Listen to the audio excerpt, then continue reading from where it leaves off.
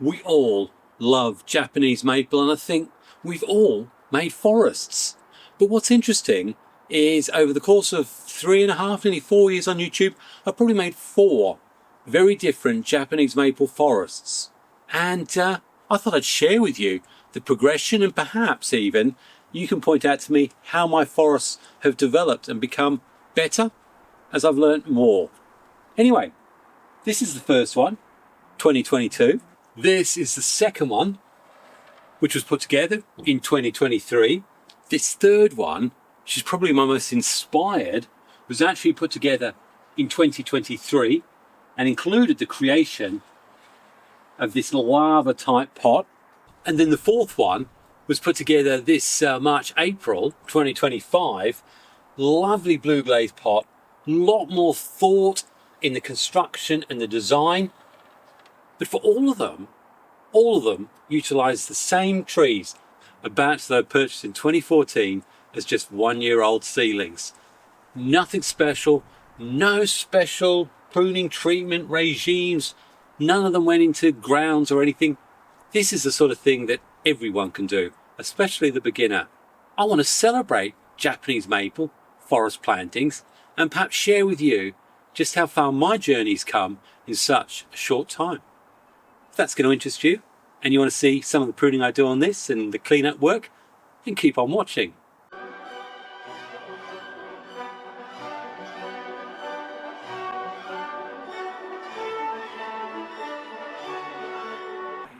Hi, it's Xavier. Welcome to my bonsai retreat. And you know what? It's getting cold. My hands are actually a bit frostbitten. But it's time. We've done the trident maples, and the pruning techniques I use for the tridents will apply equally to what I'm doing with these maples. So today is going to be more about enjoying them rather than any sort of deep dive into why and how I prune. It's exactly the same. If you want to know more about that, then just watch the last video. If you get to the end of this video, you'll get to see which one that is. This is probably my first, and I'd probably say, can I use the word naive or less experienced forest planting?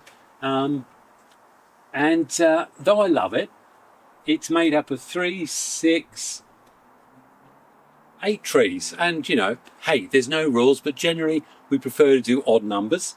But for some reason I did 8 trees. I put it in this really interesting Dawn Isaac ceramic, one of her primitive constructions. I think it's my Japanese maple canoe when you look at it like that, or the Japanese maple warship. I put this tower or pagoda in there.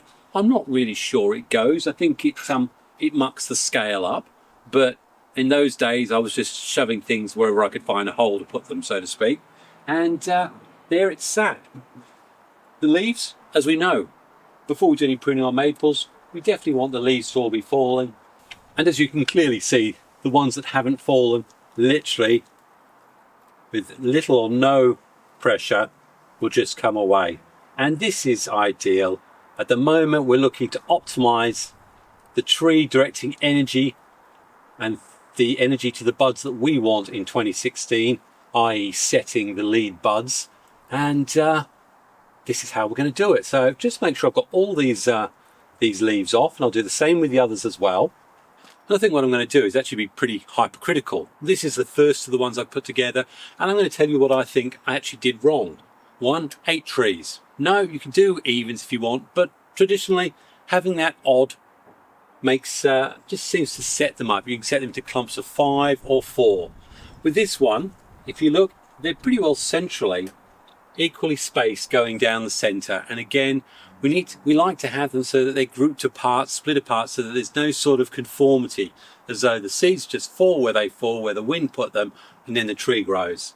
I've also got some odd ones that are just coming out for no real apparent reason.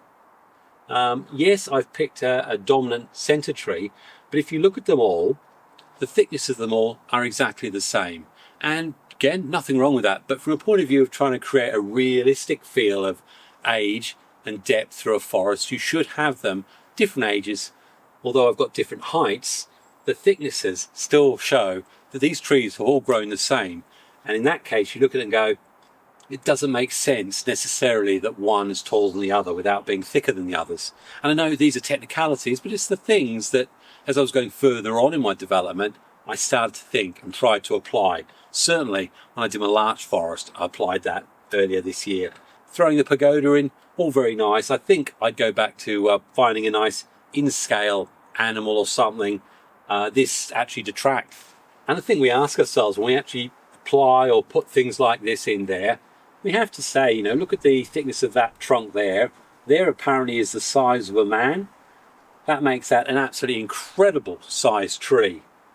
These certainly aren't redwoods or the great giant sequoias. So just something like that will actually tend to put the eye off and perhaps ruin what could be quite a good forest grouping.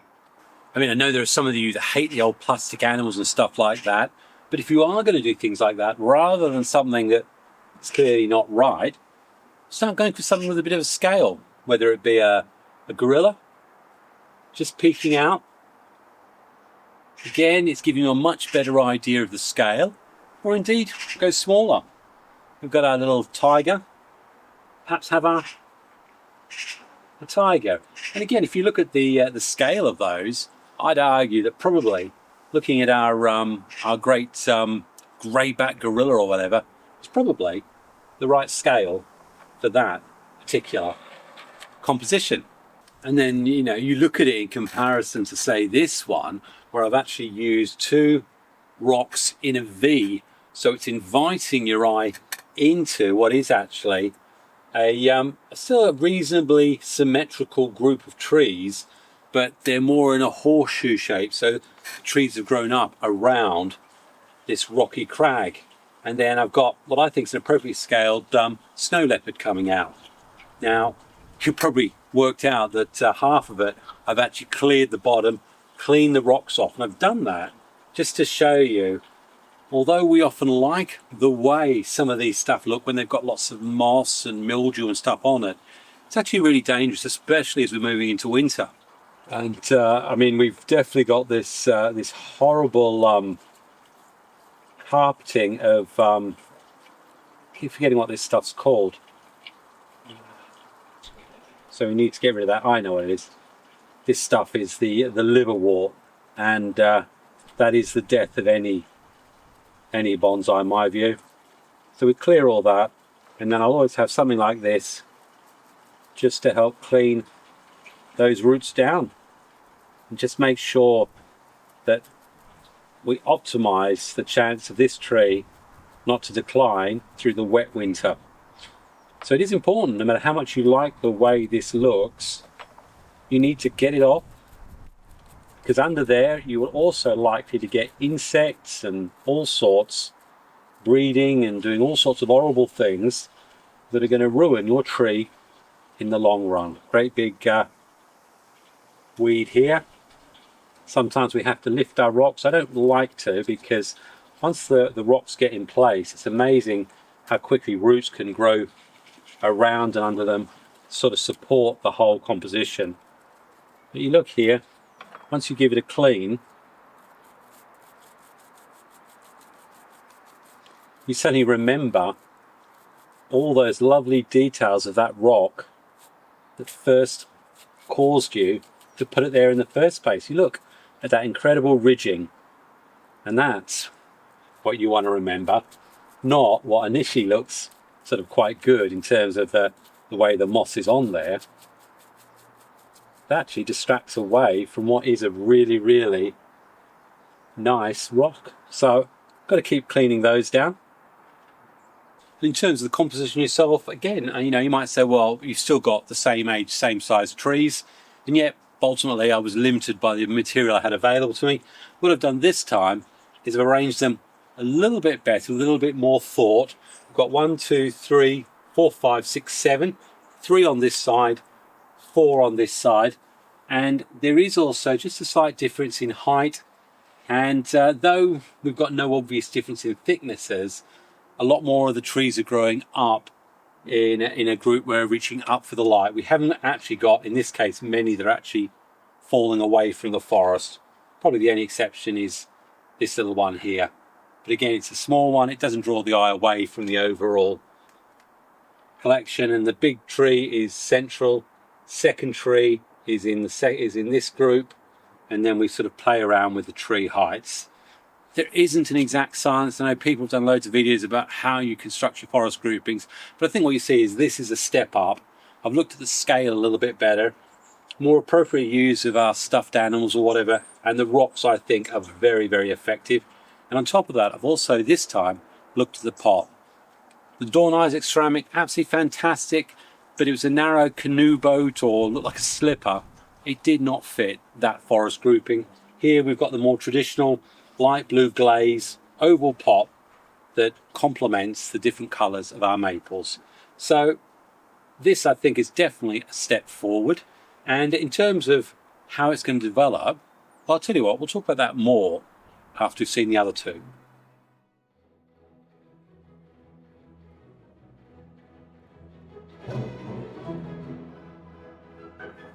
And then with this third one was actually started off in the sort of February of 2024 when I designed this lava rock pot. And it's the first time I'd used the two-part epoxy. And unfortunately what I discovered is that over this year a lot of the rocks have come away, although the epoxy's worked well on these, but not on all of it. So I've got to do a bit of repair work on it. But the lava itself, if you haven't seen the original video, I bought 20 boxes of it back in the sort of pre-COVID days when everything was going for like £2. And I thought I'd be able to crush it up and make lava soil and dirt. It's the lava rock police coming to tell me that was a foolish idea. Yep, coming off, sir. So this one's really, what's that, 18 months probably? And again, the same batch of maples from 2014. I used some of this ground layering stuff, which has really grown well.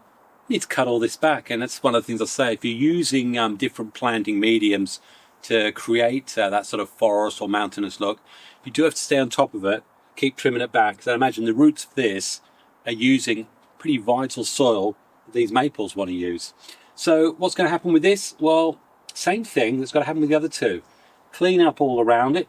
I do need to secure rocks like this that have come away, and to that end I'm going to try something a bit more traditional, hard as nails exterior, and we'll whack some of that on and see how that works out. But yeah, it's a bit disappointing that some of these came away. In terms of the trees, I think this time I was working more on being able to put over different potting dimensions.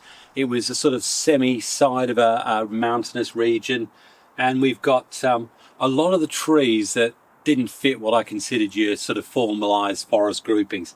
In other words, we've got lots of different odd shapes, a couple of straight ones here, but definitely ones here that have got something challenging to present. But that's a pretty decent group.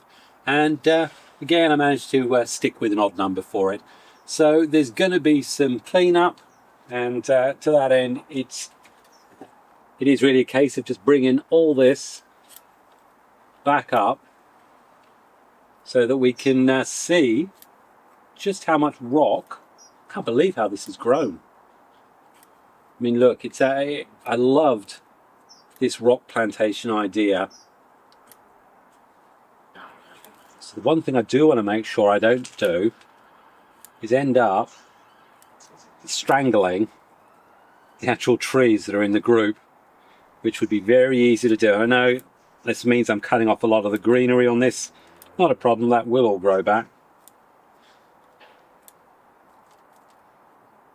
Yeah, see there, definitely there's a rock missing from there after. I don't know which one that is actually. We'll work out which one goes there and clean that all out as well.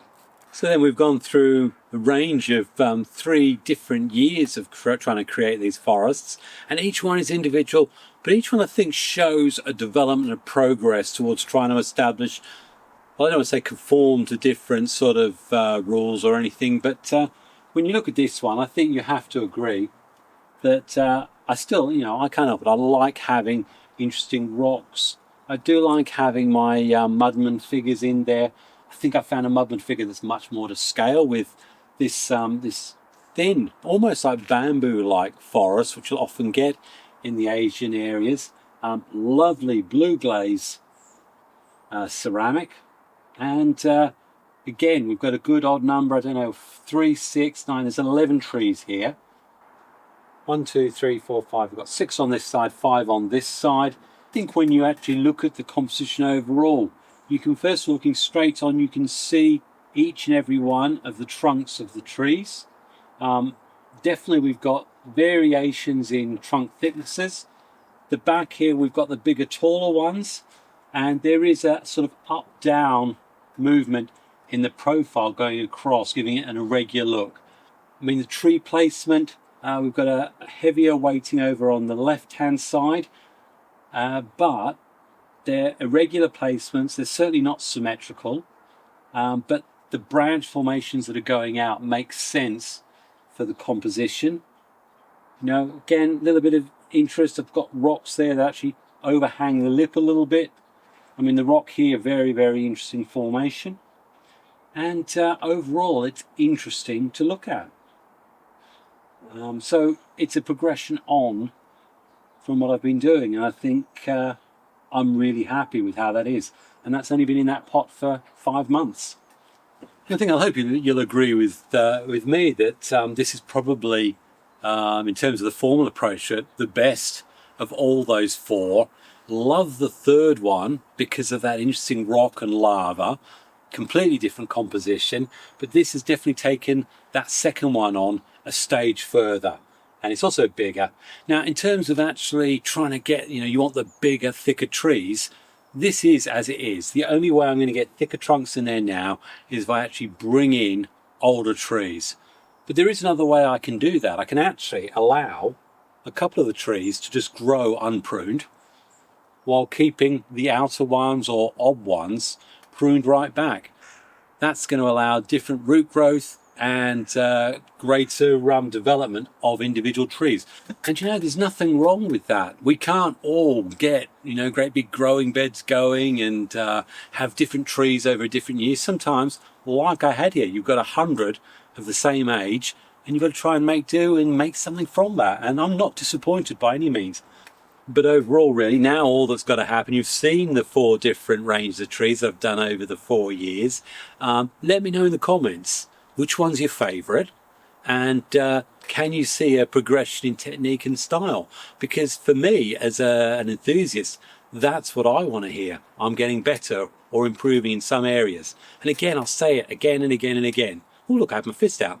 There's no wrong. I know a lot of people can get quite defensive when you go anywhere near the rules, but understanding and appreciating the harmony that you can create, sound like Ryan Neal with all these words, can sometimes make a composition much more pleasing to the majority of viewers.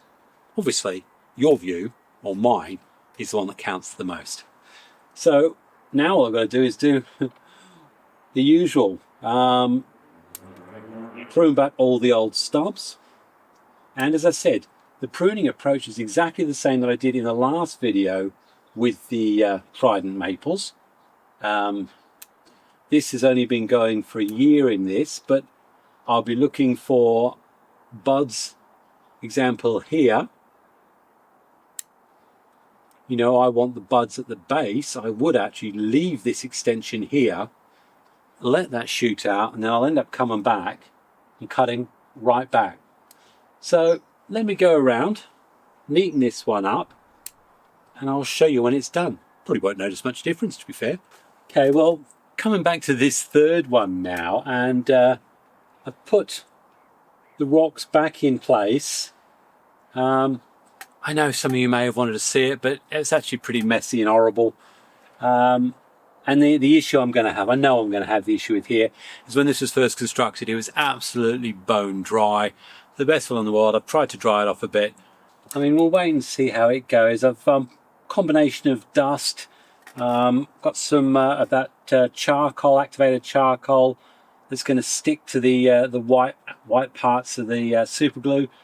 Again, I've made sure the glue itself has come in little ridges and edges so that when this eventually gets washed down, it's going to look relatively natural. But at least now these things are in place. I won't be able to water this for at least 24 hours until it dries. It's amazing, isn't it? You look here, you've got the roots here that are coming through. And again, that's probably something worth considering. You know, we with a pot that's made in whole, we don't need to worry about the pressure of the roots actually splitting things open. And we see it in pavements in the streets, with the roots that are able to push through. And I've no doubt that all those little roots that are pushing out are actually the reason why these individual lava rocks have split and separated. So, interesting experiment. Probably wouldn't try that method in the future, but still, it's looking pretty good. And I've been doing a little bit of pruning along the same way that I've been doing with the other ones, taking off stubs, reducing anywhere where there's threes that I don't want. Big stub up here. And yeah, this is still very early stages. As I say, it's only 18 months old. But you can see we've got some really, really nice, interesting ramification happening. And that's what we want. We just want to neaten up where we've got dead stubs, get rid of them. Where we've got this 3 here, have a look and see where we actually want that growth. And we actually don't want that one. Down here we've got a lovely set coming here. That there is quite ugly. So what I'll do is next year in the sort of late May, I'll give that a good cut back and then get some wound healing going down. But I will just continue to go around and remove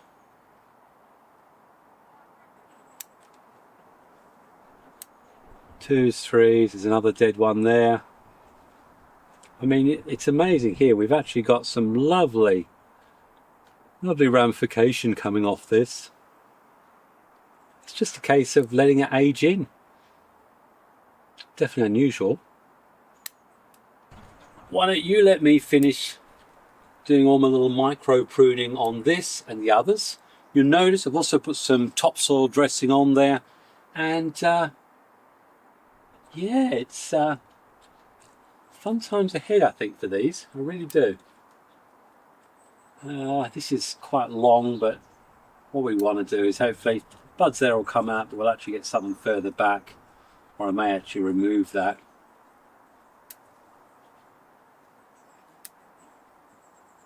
Okay, well, here's the one from 2022, all pruned up. Put a little bit of topsoil dressing on there.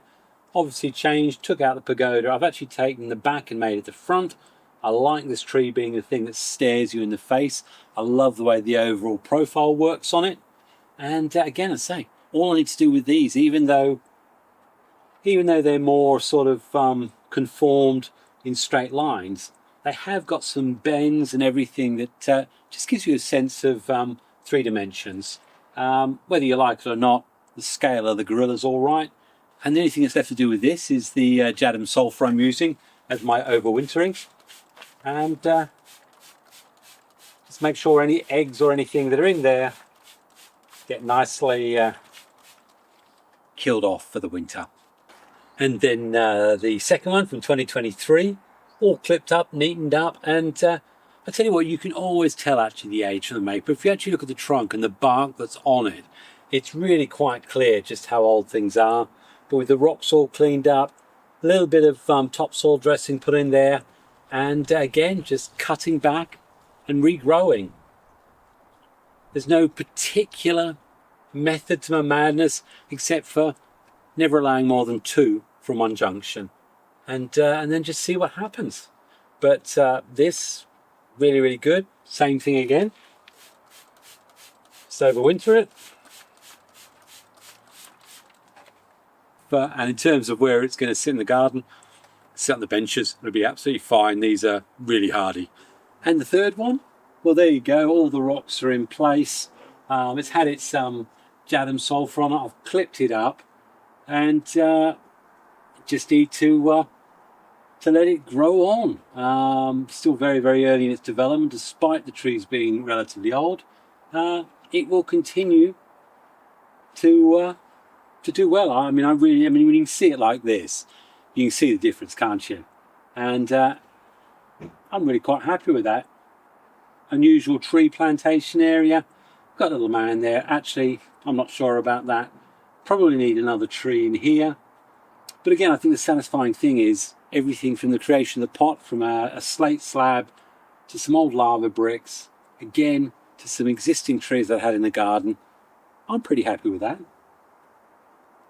And finally, brings us back to this one, which I think it's really, really good. I absolutely love this one, and all I can see is this just getting stronger, bigger and better. And wow, look, making forests is easy. We can throw trees in there and we can slowly improve, change, add trees, remove trees, change our branch placements, and it doesn't actually matter where you actually start from. Ultimately, if you continue the journey like you do for many other trees, they will become something that you can be proud of, and that people come and see them say, do you know what? That's pretty darn good. So don't be discouraged ever when you look at someone else's forest and think, oh, I could never do that. Because truthfully, I think you can. Next week, guess what?